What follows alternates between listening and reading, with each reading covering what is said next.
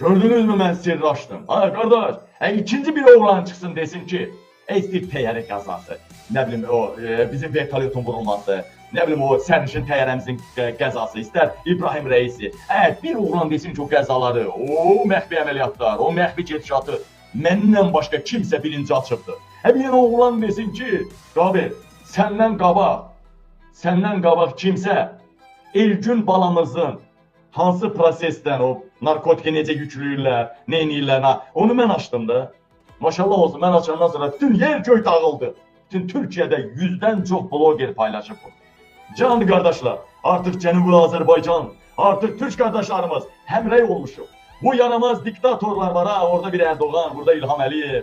Bu yaramaz diktatorların baskısı altında məzlumlar bir-birinin acısını, ağrısını haykırırlar, paylaşırlar. Eşq olsun, eşq olsun, eşq olsun.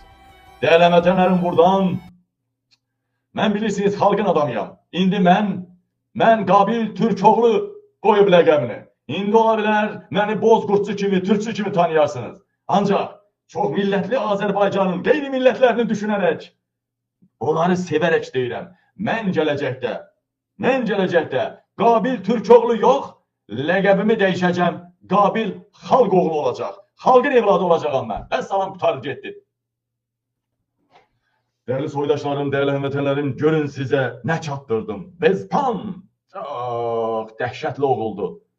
İnanın Allaha, Azərbaycanın barmaqdan saylası oğlanlarındandır Bezpan. Gəncəlilər, canlı lələlər, İmamzadə haqqı. Deyirəm, Gəncəllər, İmamzadə haqqı ailələr. Bir dənə qalx komandası verəcəyəm. Azərbaycanın bu yaramaz Daxili İşlər Nazirinin yaramaz Naziri Vilayət Eyvazov, Gəncənin baş polis idarəsi cinayətkar dəstəyi yaradıblar. Gəncəllərin şeyi ilə oynayırlar. Gəncəllərin şeyi ilə oynayırlar. Cavad xanın nəvələrinin şeyi ilə oynayırlar. Daha fikirləşmirlər ki. Daha fikirləşmirlər Elçi bəy də elə Gəncədən başlayan narkotik inqilabından yıxıldı. Daha fikirləşmirlər ki. SSR-nin də yıxılmağında Gəncələrin böyük rolu oldu. Gəncə, değerli vətənlərim, değerli soydaşlarım, açıq deyirəm sizə, Azərbaycan igidləri, açıq deyirəm sizə, başda Gəncəlilər, Bakı ayağa qalxmaqdan heç nə eləməyəcək, eləyə də bilməyəcək.